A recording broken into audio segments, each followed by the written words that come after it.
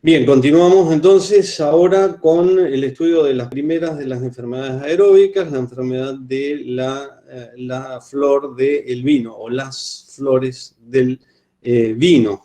Siempre que estudiemos una enfermedad, la pregunta que nos vamos a plantear va a ser siempre la misma. ¿Cuándo y en qué condiciones ambientales y del vino se produce el desarrollo de esta alteración?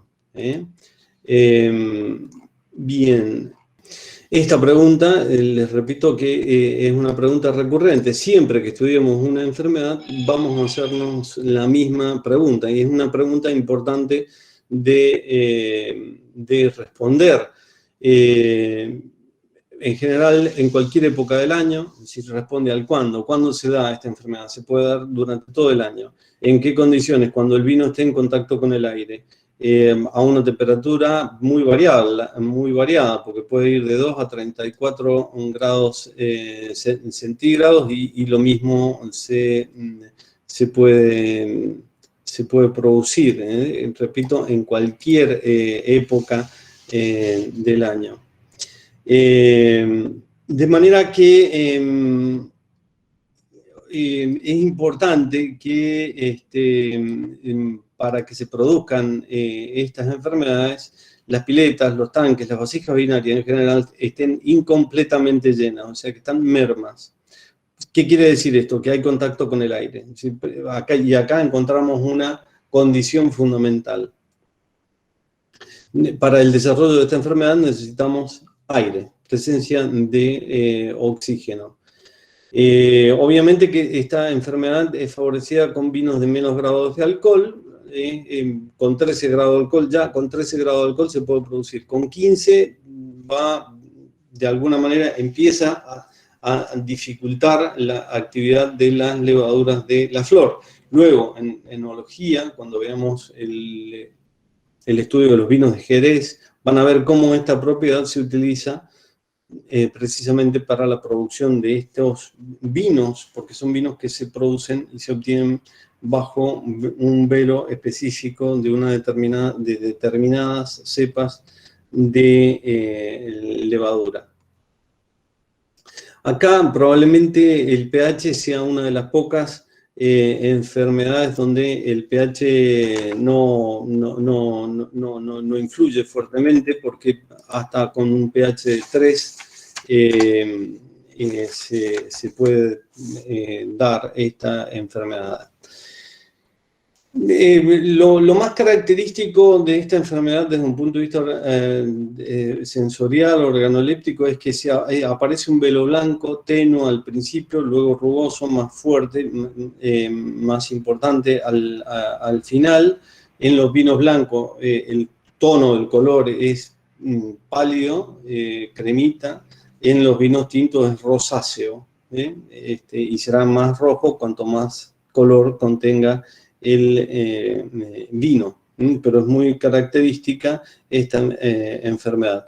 El vino al olfato en general no aparece gran defecto, cuando al principio y al final aparece un neto aroma de acetaldehído. El aroma de acetaldehído, para aquel que no lo conozca, es el aroma de las acetonas. En el gusto, al principio aparece chato, insípido, como aguado, y ya vamos a ver que ese sabor aguado o esa característica del vino como aguado tiene que ver con el tipo de alteración que provocan estas levaduras. Bueno, acá se nombran, hemos mencionado algunas de las levaduras que podemos encontrar: Pichia, Hansenula, Brettanomyces, Candida mycoderma, Zygosacharomyces acidifaciens, muy bien. Pero pueden haber muchas más. Fundamentalmente, es muy importante que presten atención en cada una de las enfermedades a los componentes del vino que atacan y las sustancias que provocan. Muy importante, porque esto va es el modo de hacer un buen diagnóstico de los vinos. Y recuerden que ustedes están estudiando esta enfermedad precisamente para poder el día de mañana hacer un buen diagnóstico. Si ocurriera esta enfermedad, hacer un buen diagnóstico. Y en todo caso, para prevenir la enfermedad. Y van a poder prevenirla a la enfermedad si conocen exactamente cómo actúa el microorganismo, es decir, el sustrato que ataca y los compuestos que producen. El sustrato es el alcohol etílico, que en presencia de aire lo degrada completamente a anhídrido carbónico y agua. Y acá está el concepto de por qué los vinos tienen, afectados por esta enfermedad, tienen ese sabor o esas características así un poco aguada. Atención a este tema, muy importante, porque acá es cuando empezamos a ver el diagnóstico, la capacidad de diagnóstico. Por eso es importante los prácticos que se les está pidiendo, porque hemos dicho que esta enfermedad ataca al alcohol, entonces fíjense cómo el alcohol disminuye. En el vino testigo, en el vino con flor, siempre disminuye. La acidez total, expresada como se expresare, en este caso está en 1000 equivalentes, también disminuye, porque ya van a ver que también ataca a los ácidos fijos. Esta probablemente es una de las pocas enfermedades que la acidez volátil o no la modifica casi prácticamente, como es el segundo ejemplo, prácticamente entre 39,4 y 40,8, prácticamente la diferencia es nula. Pero, por ejemplo, en el caso del vino blanco se ha producido una caída importante de la acidez volátil y puede ser una de las pocas enfermedades que provoca una caída de la acidez volátil. ¿Por qué? Porque si bien esta enfermedad como producto secundario produce el ácido acético, pero al mismo tiempo que lo produce, lo consume.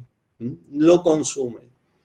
Entonces, incluso desde un punto de vista bioquímico, es muy interesante este proceso de disminución de la acidez volátil porque justifica la elaboración de vinos bajo velo, y son vinos de muy alta calidad, como son, por ejemplo, los vinos de Jerez, y explican por qué es que esos vinos son de tan buena calidad y no se producen alteraciones, ¿no? Precisamente porque baja la acidez volátil. Y después abre las puertas esto hacia el futuro, que en algún momento se estudien cepas específicas que biológicamente, de un modo natural, provoquen una disminución de la caída de la acidez volátil, una disminución de los niveles de acidez volátil, una caída de la acidez volátil. Bien. Muy importante ese dato. ¿Cómo se pueden prevenir esta enfermedad? Bueno, evitando el contacto con el aire, manteniendo los vinos siempre llenos. También hay algunos componentes químicos, como los discos antiflor, que son unos discos de parafina que contienen isosulfocianato de alilo. Es un compuesto, un principio antiséptico, que impide el desarrollo de las levaduras que provocan esta enfermedad. De modo que es una enfermedad muy sencilla de prevenir y de subsanar en el caso de que comience el proceso. El anhidrido sulfuroso es bastante relativo. Siempre es bueno mantener los vinos con dosis adecuadas de anhidrido sulfuroso. Y fundamentalmente el anhidrido sulfuroso, del anhidrido sulfuroso nos interesa la parte activa del anhidrido sulfuroso. Aquellos a quienes desarrollaron este tema de anhidrido sulfuroso les pedía la fórmula, porque es importante que ya comiencen, después la van a ver detenidamente, pero comiencen a tener en claro que el anhidrido sulfuroso, que tiene una neta acción antiséptica, es el anhidrido sulfuroso molecular o activo. Molecular o activo como sinónimo.